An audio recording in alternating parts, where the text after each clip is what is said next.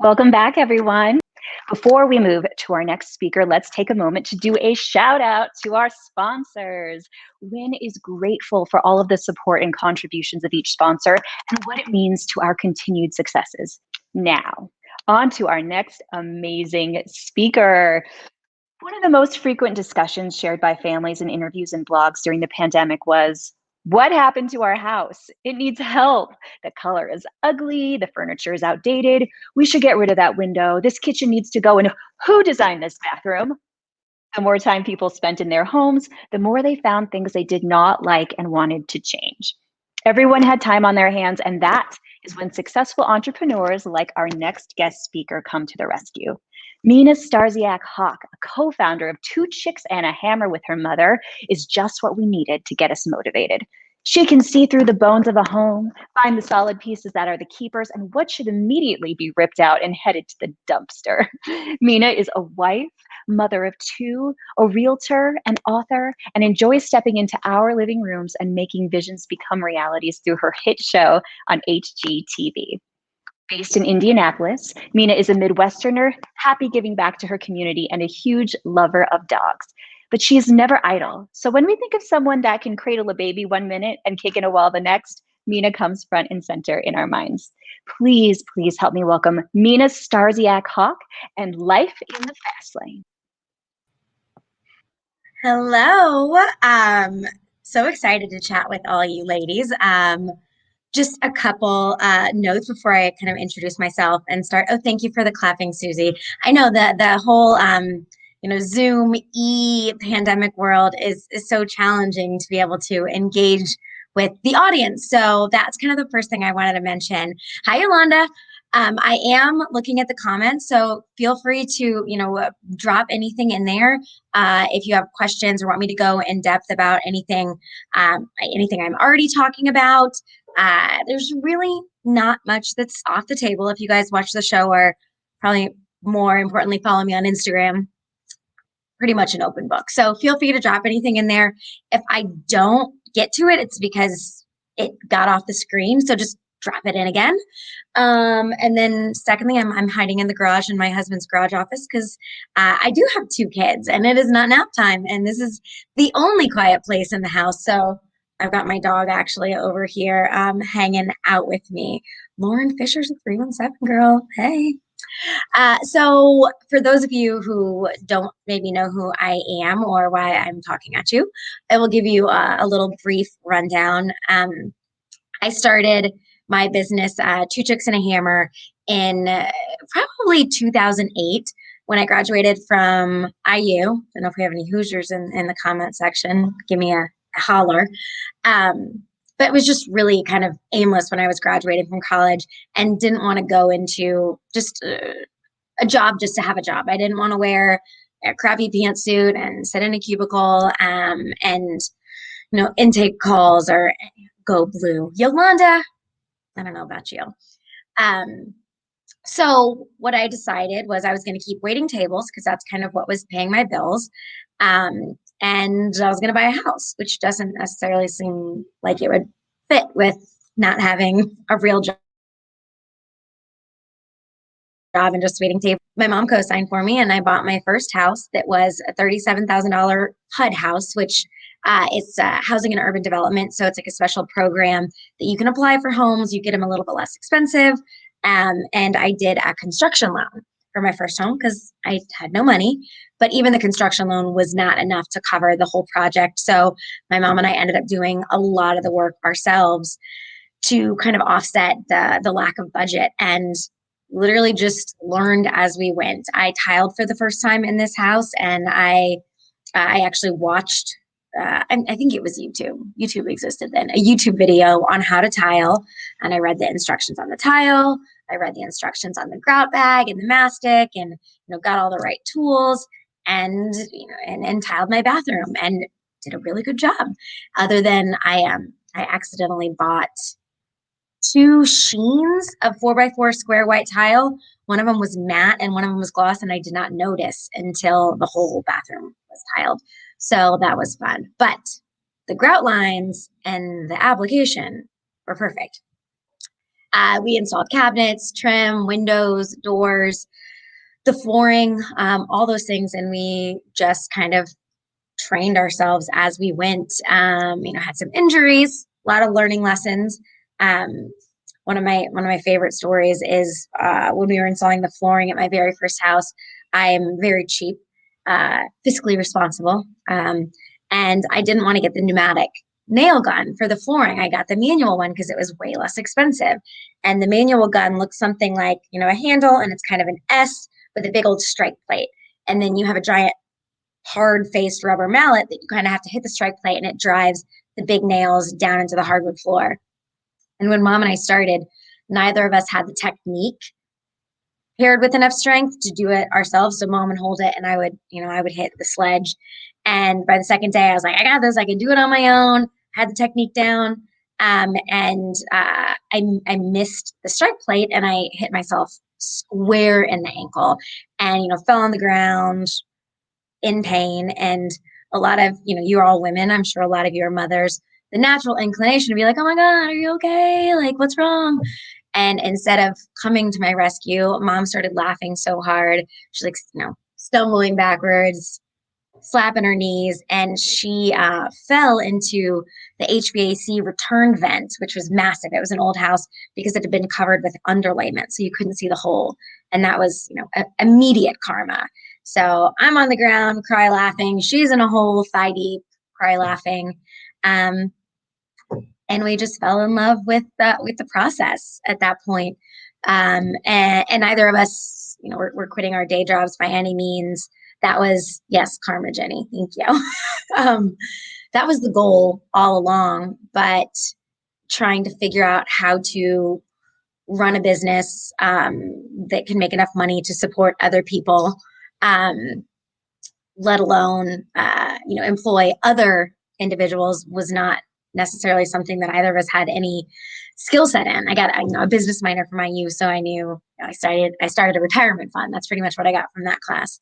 But we just kind of were winging it, and mom was still a practicing attorney, and I was still waiting tables, and we were just doing a house or so a year, whatever we could afford. And she would do some client work with her clients, which were often drug dealers, and would get a paper bag of money, and we'd go buy some supplies and do some more work on a project. And I would wait tables for a weekend, and get some cash, and we'd go do another chunk of a project.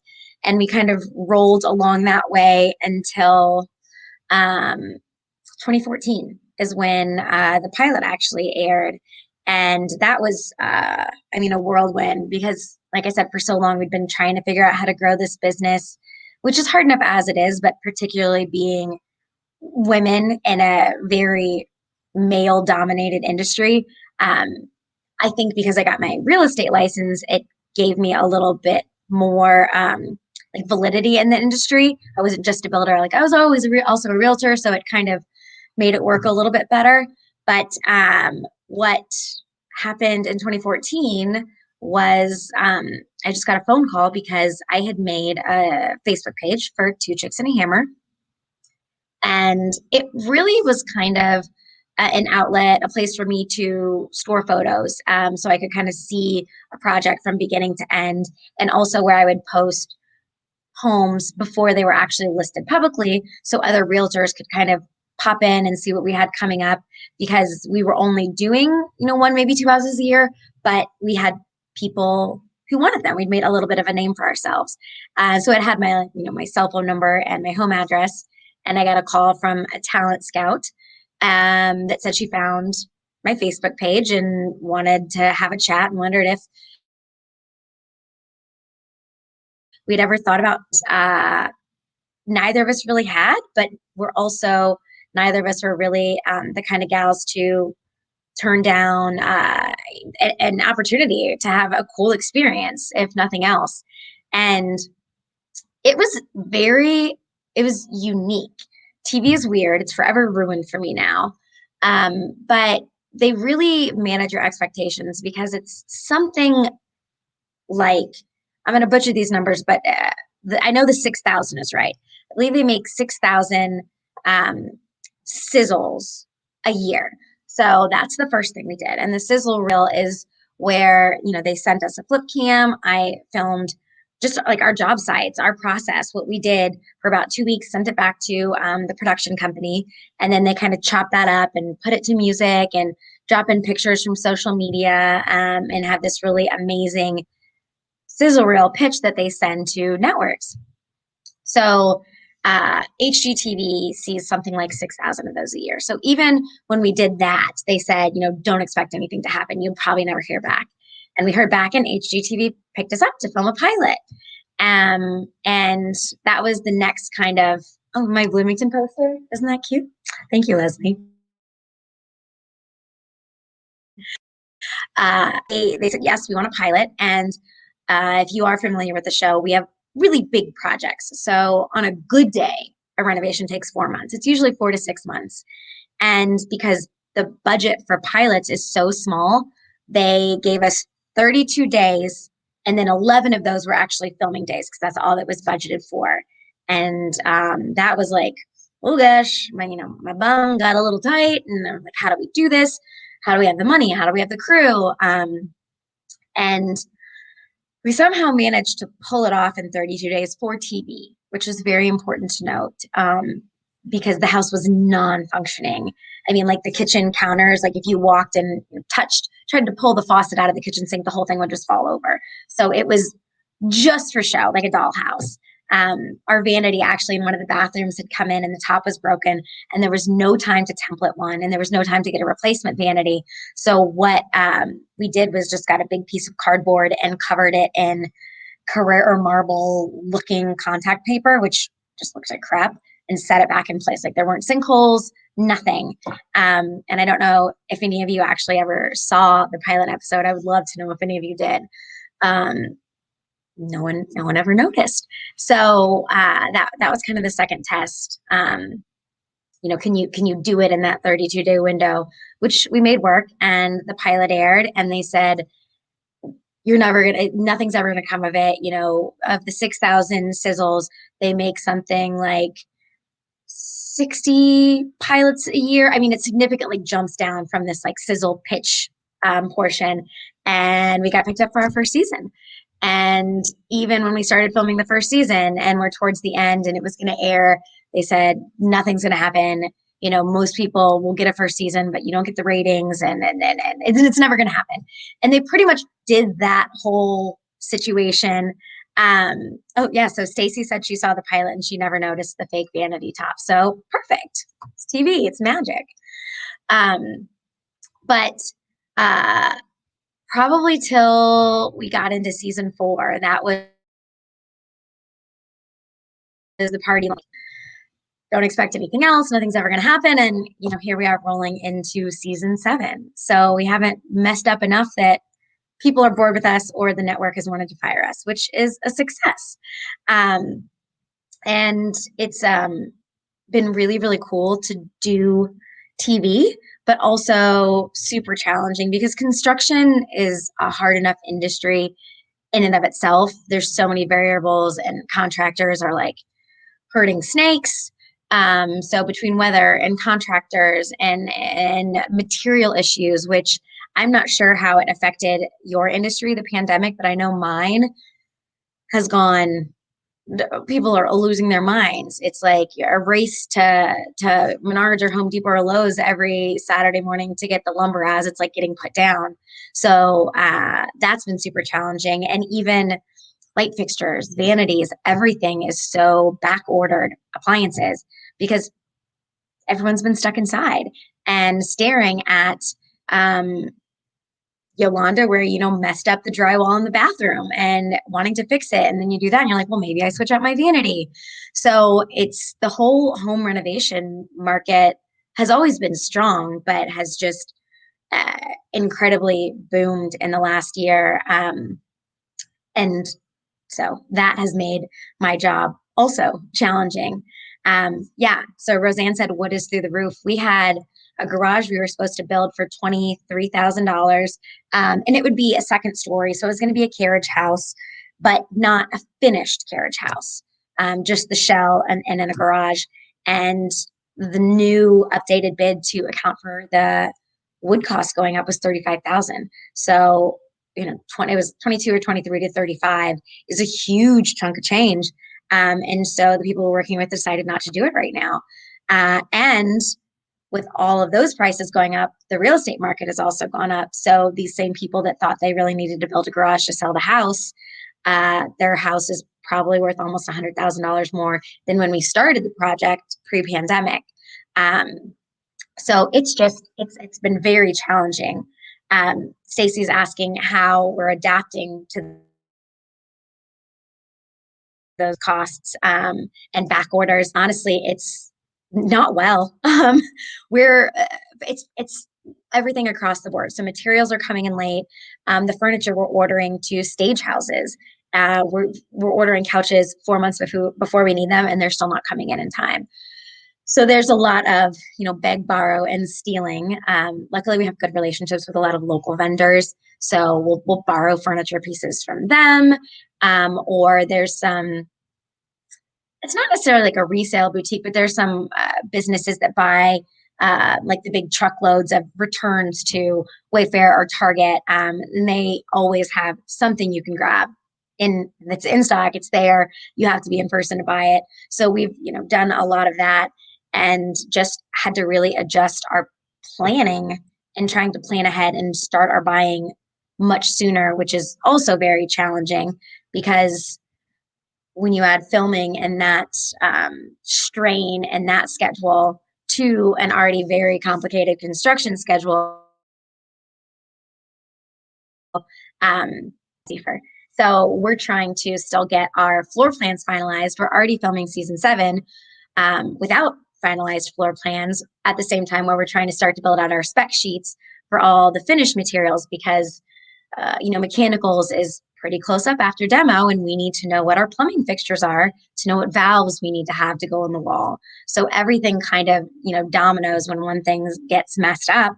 And sometimes we can make up a little bit of time, but it's very hard to come back from once you've lost time due to weather or pandemic shutting down contractors, across the board, all kinds of issues, not just supply chain issues, which have been super challenging.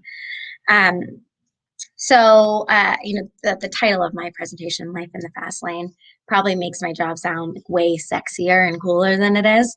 But the show and the construction part is really just one little facet of it. And what my goal was, my mom's retired now. Her husband's been retired for a while, so she's been kind of, torn on which direction to go because she loves the business, but also loves vacationing with her husband. So she's retired, but she'll still be part of the show and be doing her DIYs and landscaping, and all that fun stuff. But when I had the opportunity to have this very uncomfortable growth, because we went from one house a year to 13 a year, and just processing that much change, let alone figuring out the massive increase in funding needed to accomplish that. There were a lot of challenges with growing the company that quickly, and it was not done probably well or gracefully by any means. And going into season 7, we're slowly getting into a rhythm and making the company something that can function outside of the show again, because it really, they kind of have become intertwined, that there is no construction and TV. It's like we're pretty much, our business now is TV construction. And once the TV goes away, we need to still have construction left over. So overall, my hope was to use this huge platform that we had somehow fallen into, to achieve as much as I could while we had that platform. Because I never thought we would get to season 7. A lot of shows don't make it to that unless you're, Drew or Jonathan, the Property Brothers, or Allison with Kitchen Crashers made it 9 seasons. But people are usually a little flightier than that, and get bored. So luckily, mom and and I'm sure Tad and the rest of our team's shenanigans have obviously kept it entertaining enough. But I don't know how long it'll last. So in the meantime, we've tried to really achieve as much as possible. And brick and mortar store in Drimic, which was scary enough as it was, to open a brick and mortar, but in the middle of a shutdown. And we've been open a year come this June and not making money yet. And we're at the point in the business where now that we're kind of coming out of the pandemic, we have this window to really figure out if it's going to work or not. And it might not. And that's a tough conversation to have because I'm not in the retail business because I'm wildly passionate about retail and always wanted to open a store. It was really to be able to have this blend between our renovations, what you guys see on the show, and then actually being able to acquire what you see on the show. Because one of the things that I was the most annoying for me is seeing something beautiful and either not being able to locate it. If you can figure out where it was from, it costs $10,000. So you can't find it. So that was the idea of our home store. And if it's not an identical thing to what we had on the show, it's definitely our vibe. Whether it's the two chicks spin on modern or two chicks spin on bohemian, we've got all that there. So that's still kind of a question mark. Ideally, we can turn it around and that sticks. But in the meantime, we've also I did a kids book, so that came out this February, and that was really exciting and fun and a lot of work and also a huge waiting game. It's been done for probably a year and a half. But once it was finalized, also with the pandemic, printing a book and just getting it back across the ocean was challenging. Um, so I don't have a whole lot of patience. So that was tough for me, but it's out now. So if anyone would like to check it out, it's called Built Together and it's just a kid's book. And again, probably a lot of moms out there, but it's probably 30, 70, 70 being the amount of times I watch a show or, read one of my kids' books that I just can't stand.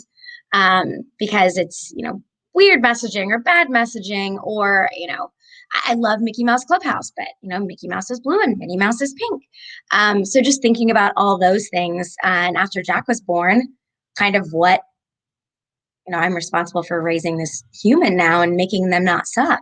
So what kind of messaging, do I want to give my kids? And so I took kind of the two things that I know, which is construction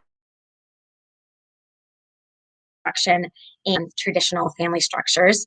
I have all yours, mine, and ours. My parents have been, I think it's a collective 8 marriages, step siblings, ex step siblings, half siblings. My husband and I fostered my niece for a year. So we have this very open idea of kind of like what creates a family. So I took construction and I took this idea of there's so many different family structures and it's definitely cheesy, but you can build your family like you build your house, however you want, however it works for you, as long as you have agreed on what those strong foundation elements are. And with the house, it's the foundation and and all that fun, cheesy stuff. But it's got cute pictures and tools so kids will like it. And then, the little backside of their brain, they get this good messaging about acceptance and ideally, we raise this generation of wildly enlightened youth, more so than ourselves. So it's a lot of pressure on a kid's book, but so I've been working on that, and that was really exciting. And didn't think Charlie, my 7-month-old, was going to be a thing. So I feel like I've got to do a second one because she doesn't have a book right now, and now it would just look like I like Jack more. And you know how that goes if you have multiple children. So on top of the book and the store and the show, and we have a 501(c)(3) that is so close to being launched, that really the entire point of is to kind of counteract the negative parts of gentrification. There's a lot of conversations about how it's pushing the character, the original people out of neighborhoods. which can be true. A lot of older generations on fixed incomes, like Social Security income, although their property value is getting raised by doing nothing, that means their property taxes are also getting raised.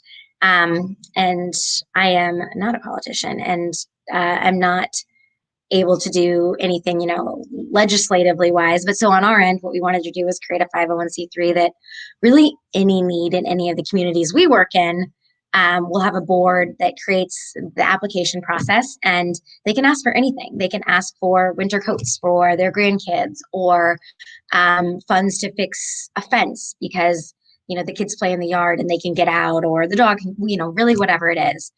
Um, and that is in probably the final stages, which is super exciting.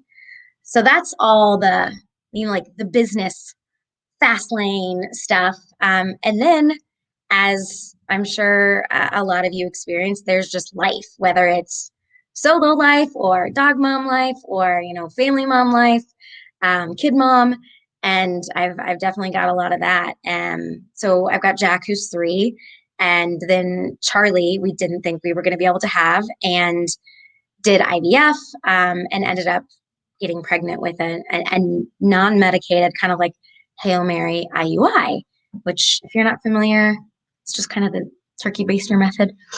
So it shouldn't have worked, but we have her. So now we've got 2 kids. My husband works full time. We've got this giant dog over here. So there's just life. I think one of the questions I get asked a lot is, how do you balance it all being a working mom? Which I'm torn about, because people don't ask my husband that. And it kind of, like, I'm not offended for him. He's offended. He's like, we both work. Why does no one ask me how I juggle it? Because he is a very active dad. He's Jack's favorite, I would say right now, but I think he's really already always been Jack's favorite. And so he's there more than I am, probably, and really deserves to be asked that. But um, the kind of through thread of everything I try to do, whether it's my business or the show or social media or the store, or talking to people like this, is just be very open and honest, because I think sometimes people who have a platform make it all look too easy, and it's not. If someone's like making it look easy, I follow some people on Instagram who are like, oh my God, her hair is always perfectly done, and she's skinny, and she's always tan. She's like got those spray tan appointments on lock.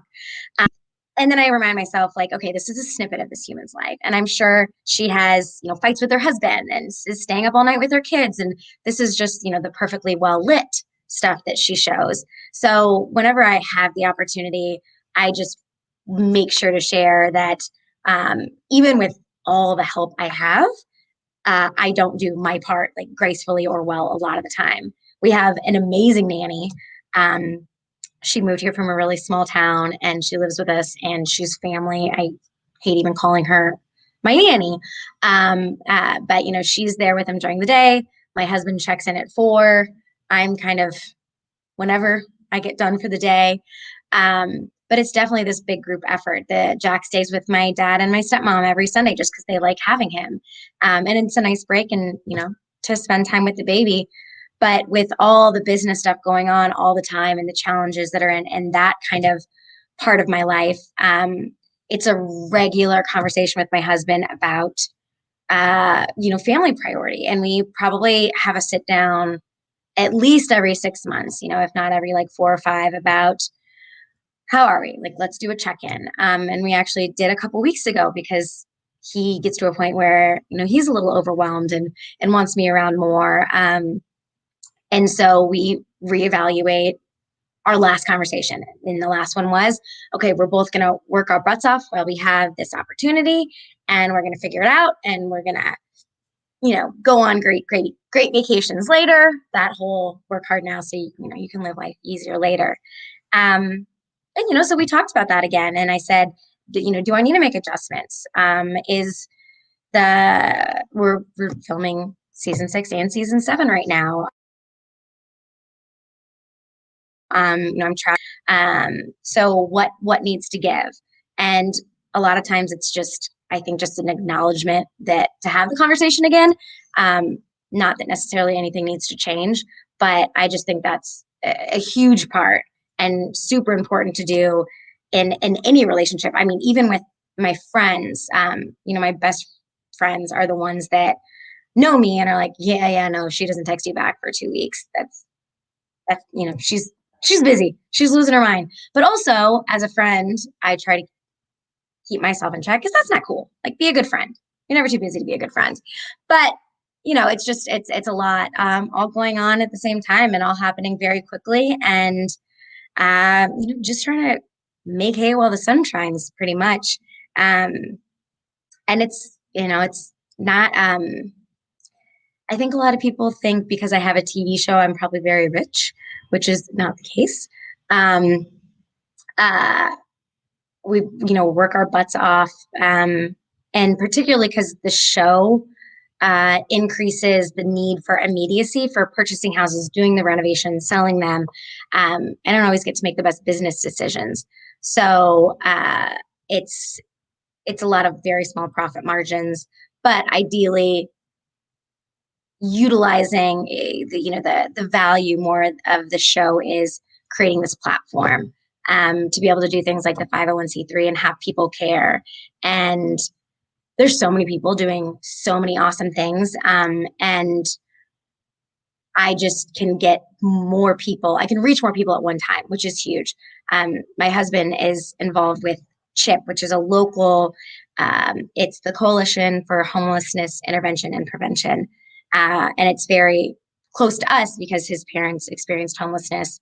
And I think it's a good partnership for a couple of reasons. Is a lot of people have a stereotype about who's homeless, and his parents do not fit that stereotype. But when I work with them, and I share their link for their Amazon wish list, which is socks and toothbrushes and things like that. There are people who donate to them every day, all day, and one post that reaches 500,000 followers brings pallets of stuff into their organization, which is just huge. So on the days that TV sucks and I want to quit and I don't want to do it anymore, those are the kind of things that I think, again, cheesy, but really they don't just impact me. So like me being done doing whatever I'm doing impacts so many different aspects of my life and other people's lives. And it's definitely worth doing it all in the long run. Um, so, gosh, what do you guys want to ask some questions? Because I think we've got about 25 minutes, and I can definitely keep rambling with the best of them. But I would love to know what you guys are interested in knowing more about. And it's you can ask about anything. You can ask about my family or my my mommy makeover, the infertility work stuff. Nothing's really off the table. So, all right. I don't know if did you ever feel held back in your industry based on being a woman? Uh yeah, I'm going to tell you guys a story that was I am very much, head down, like eyes on my own mat, just doing my own thing. So until I started getting asked regularly about it, I didn't really notice as much. But then once you're paying attention, you're like, oh God,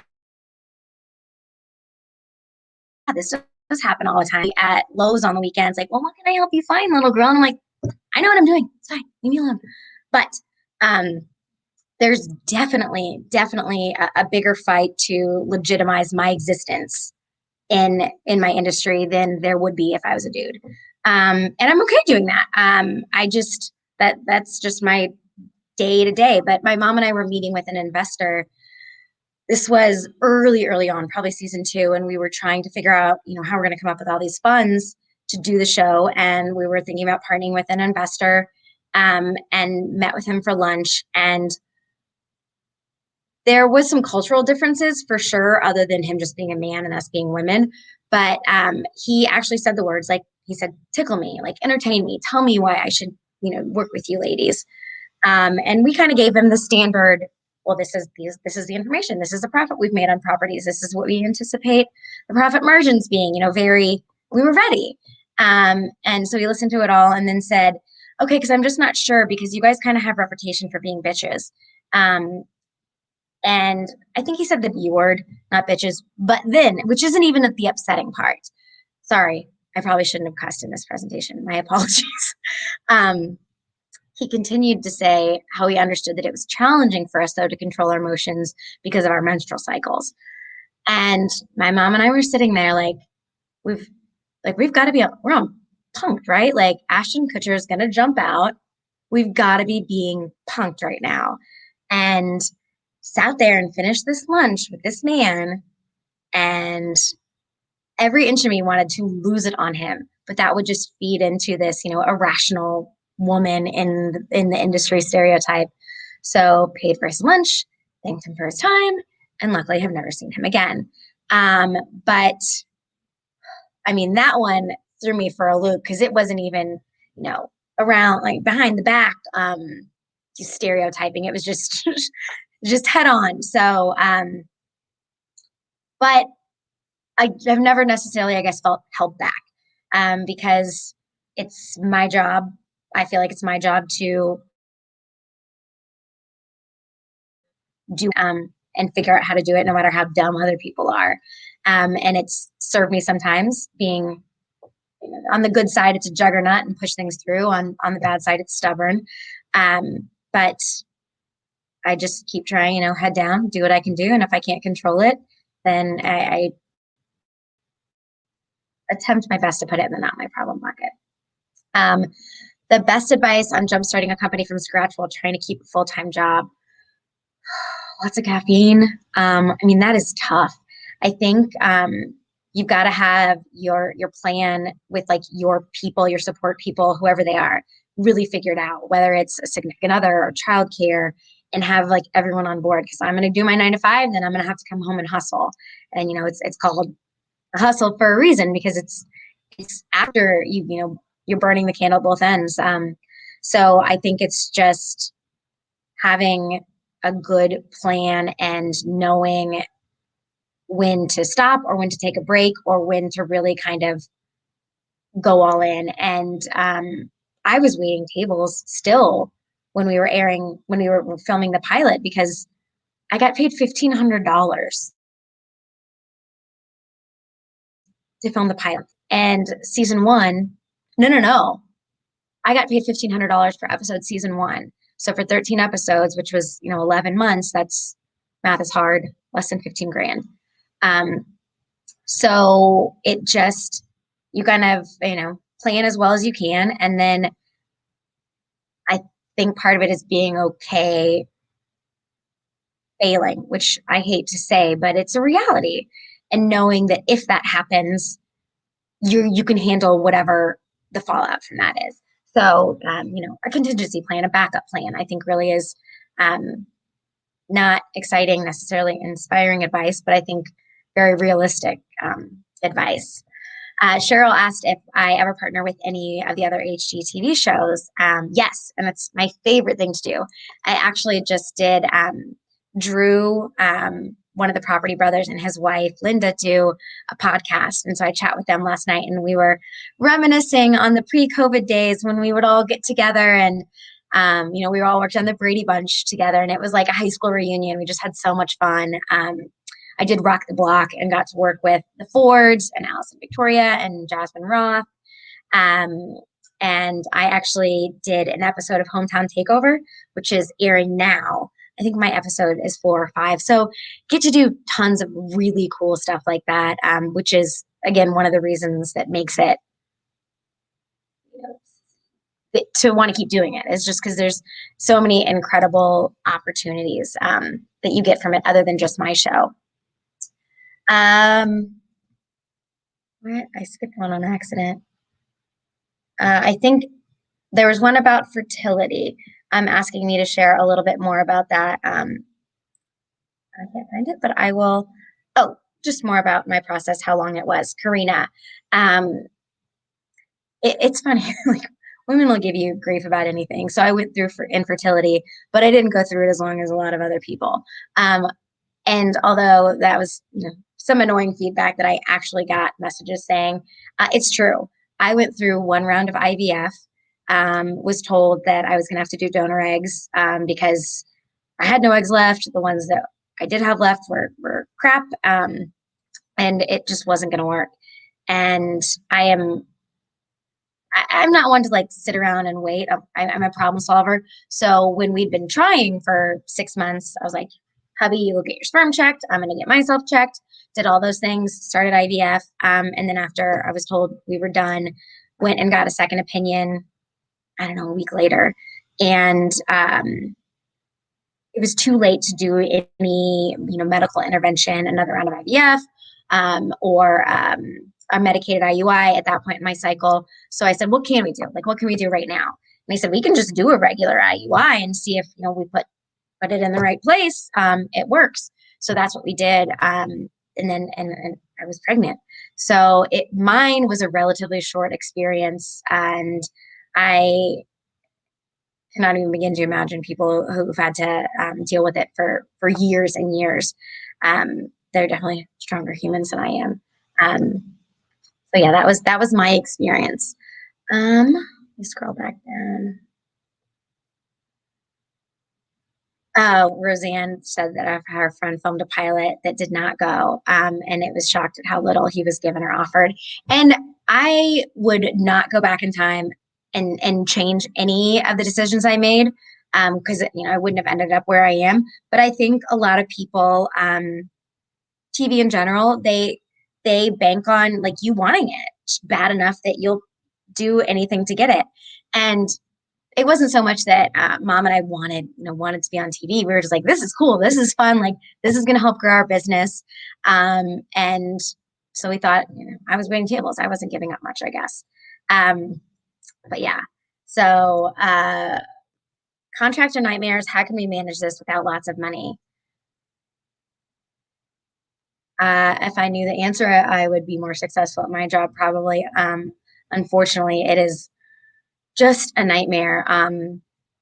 Good contractors are hard to find. And we have redone our contracts and made them more detailed, more clear cut with, late fees and added stuff every single year. And it seems like there's always something that we didn't think of. And then that one thing happens. So my best advice is just to work off referrals as much as possible. That way you at least know someone, because I'm always leery to refer people because I don't want my friend to then come back and say, oh, well, so-and-so gave me a. So ideally, if you're getting a recommendation, it's a good one.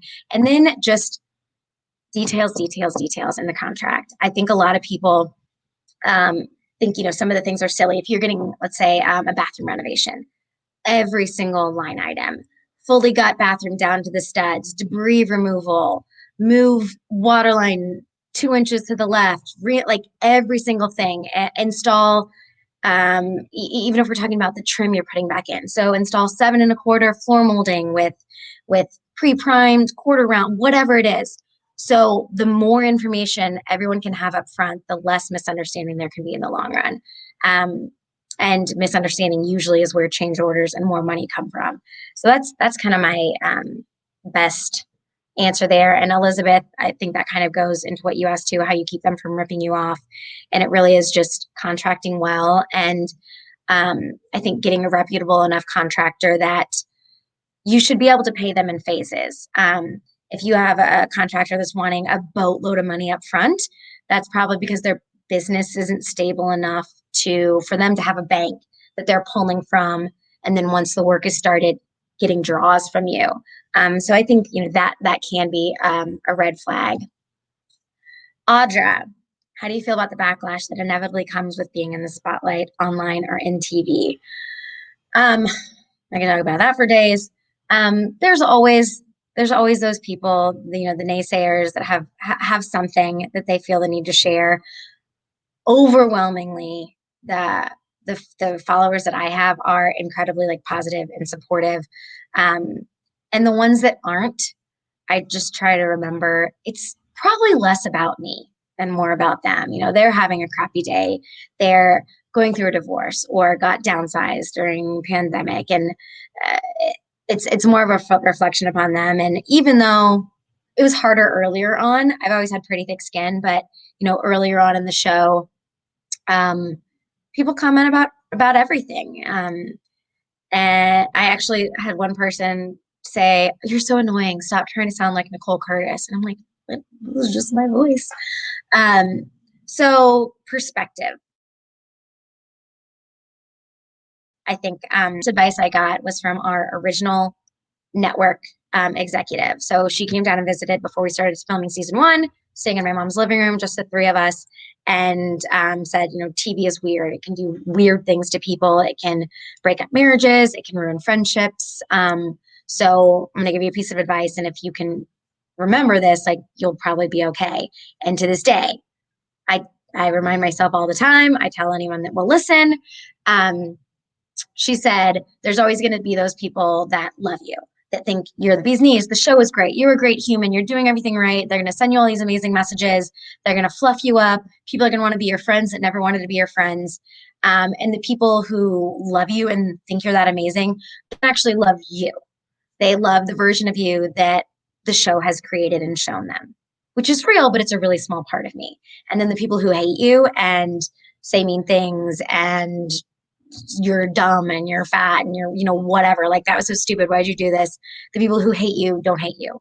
They hate the version of you that TV is showing them. So it has anything to do with you. You'll be cool.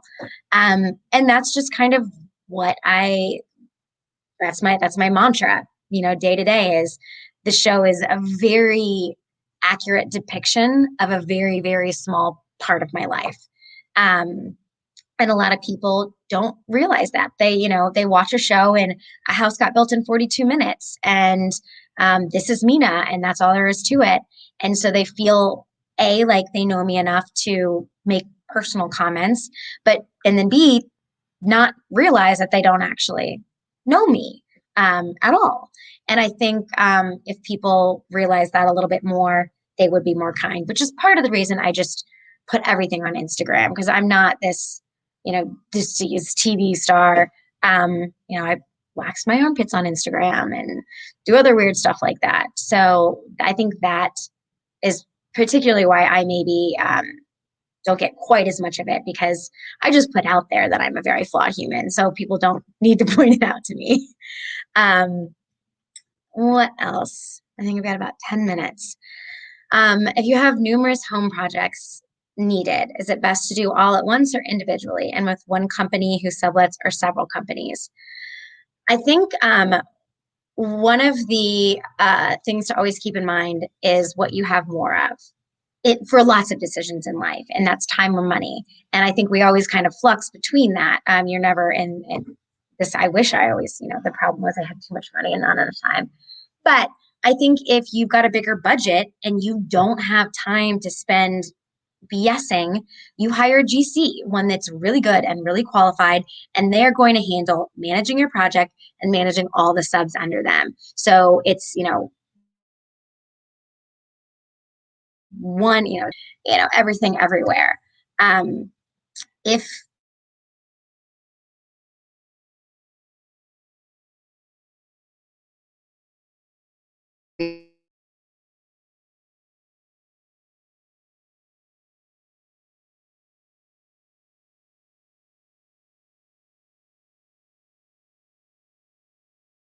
important and matters to you.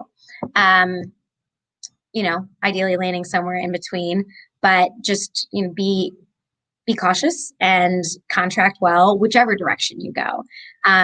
But do know if you're hiring a GC to manage the whole project, there's a pretty standard 20% markup. So if you are going to hire a tile sub to do your backsplash, they would maybe charge you $1,500. That GC is going to take that exact same bid and charge you $1,800. But that $300 is probably worth the time you would spend overseeing that, fixing it, problem solving, any of those things.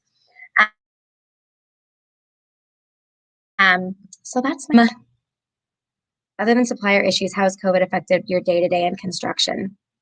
Kara, ours, I think, was affected a little differently than a lot of people would presume, particularly with the show. A lot of the shows are homeowner renovation based. So it's, renovating someone's kitchen, living, dining. And you can live in a home with an ugly kitchen. Whereas we're actually renovating or building new homes that people are moving into. So we didn't really have the ability to just stop. We had homes under contract that had close dates. So construction was always considered an essential trade. So we didn't have to stop, but the production had to stop down for a while. And that was really tricky because it's this, coexisting relationship. So we had to have very good communication about what things are happening, what the cameras are going to be able to pick back up later versus what we've got to figure out, either stopping and waiting to do, or, me filming on my phone or whatever it is. But that definitely was stressful for the production team because they knew they were missing a lot. But yeah, we couldn't stop. So I don't think there's any more questions unless any of the moderators feel like you guys have. Oh, there's another one. Currently, demand for homes is far greater than supply. Do you see the supply catching up?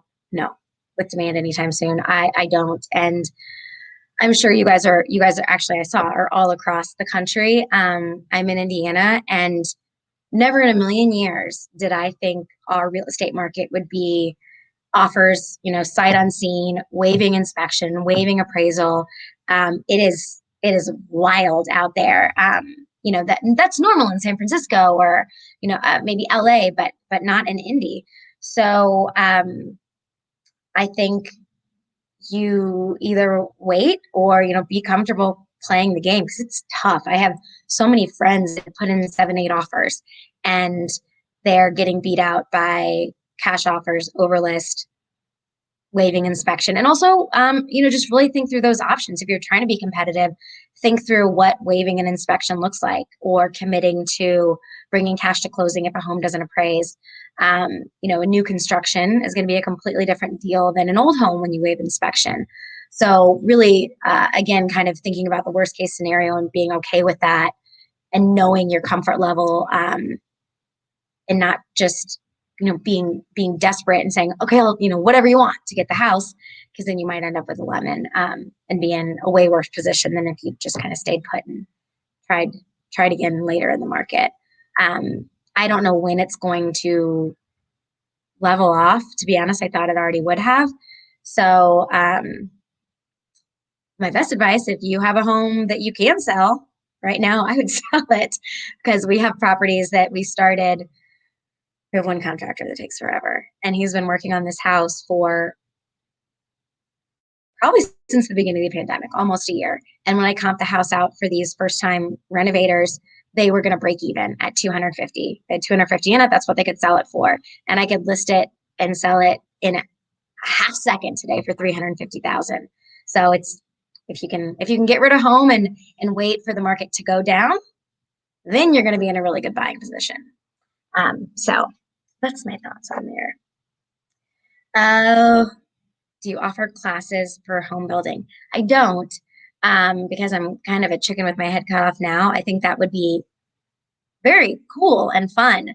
And I have, a laundry list of things that I would love to pare down and kind of have next up in the pipeline. But right now, the pipeline is very full. All right. How did you make the jump from 2 houses a year to 16? Not gracefully, very poorly. When it was 1 or 2 houses a year, it was just my mom, making money. We had one of my brother's high school best friends was an investor, and he would just get 20% of the profit, whatever it was. And then when we jumped to, we do 13 houses a season. It was all hands on deck because no one would lend us money. Neither of us had,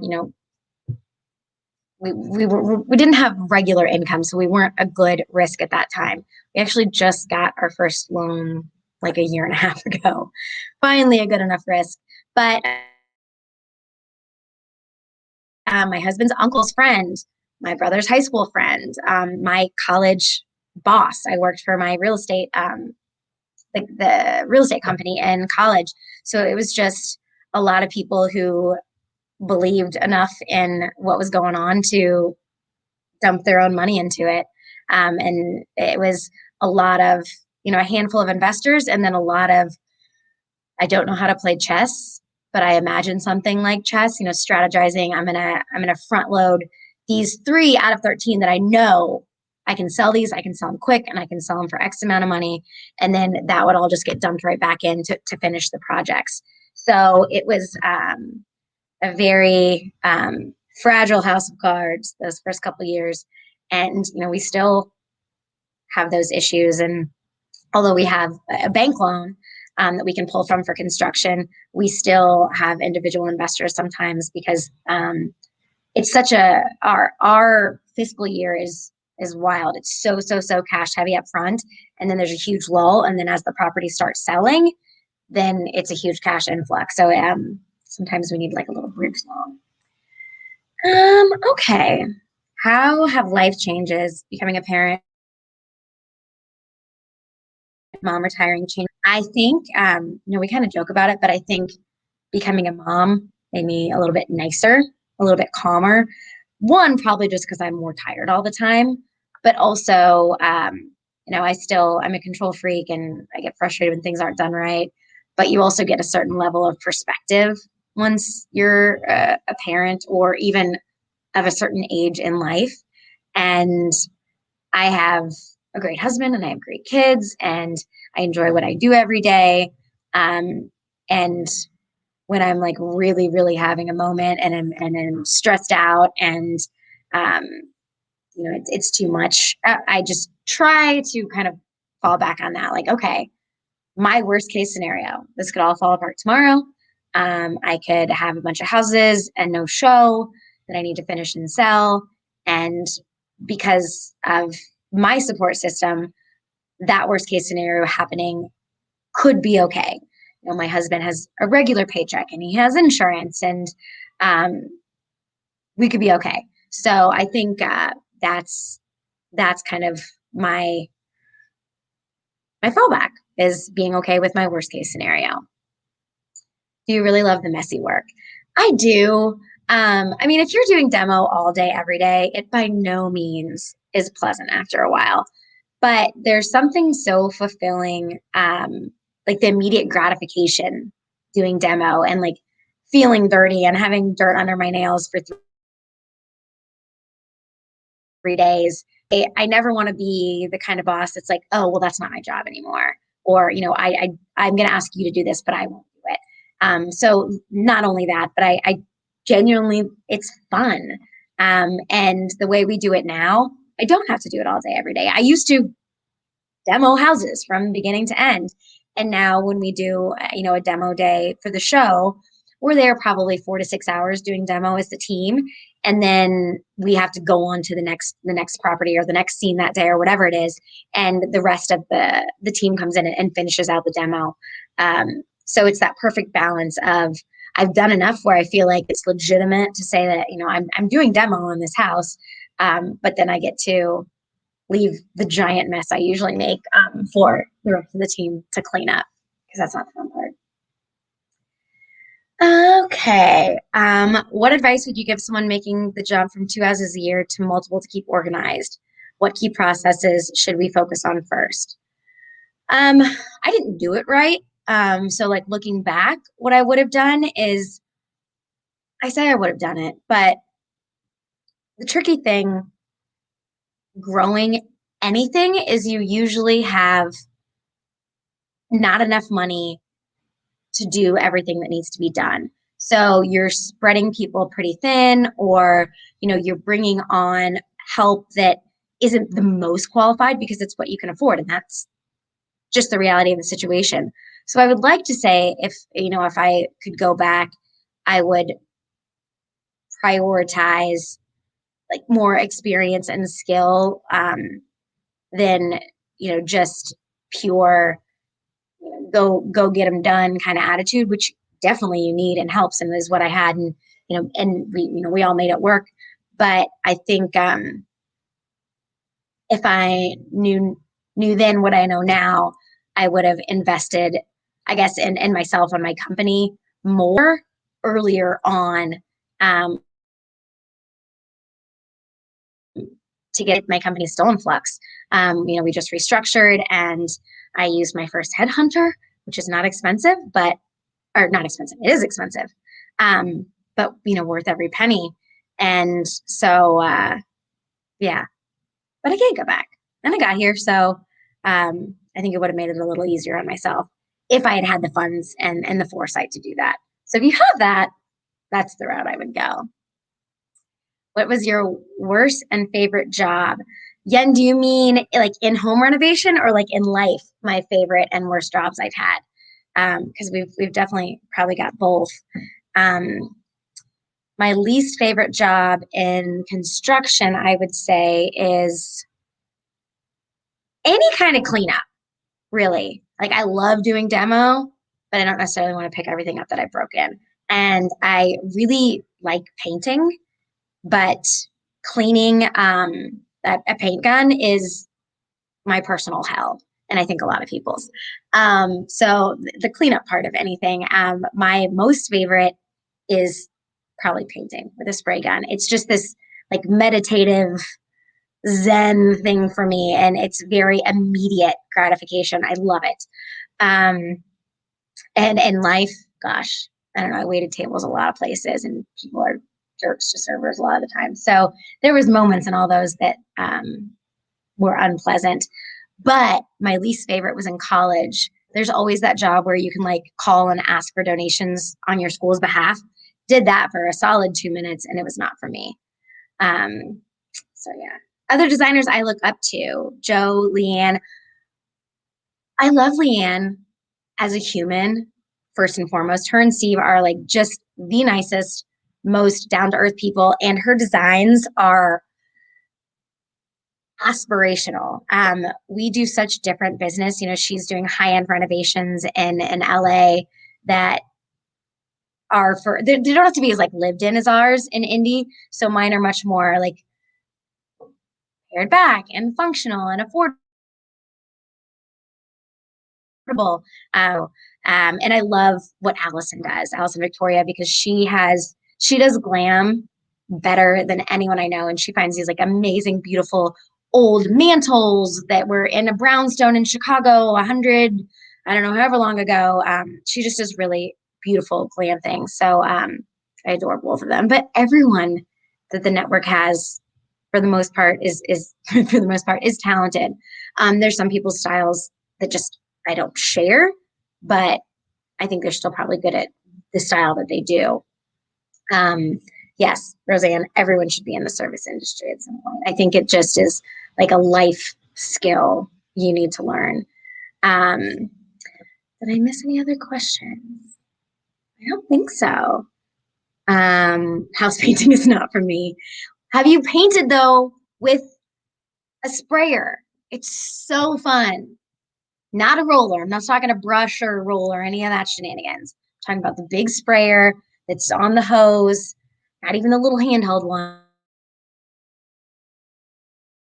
Do it that. Okay. On a funny note, inquiring minds want to know when you are coming out with a new clothing line. Two Chicks Gray Sweatpants. Thanks for the time today. Keep up the great work. If you guys aren't in on the gray sweatpants joke, feel free to follow me on Instagram, Mina_Starsiak_Hawk, and you can check out the highlight reel called Show and Tell Pants. And we're just going to end on that. Your candor and authenticity brought so much value to us today. That was amazing. We all learned a few tricks to bring our visions into reality. So super helpful. Thank you for just being incredible.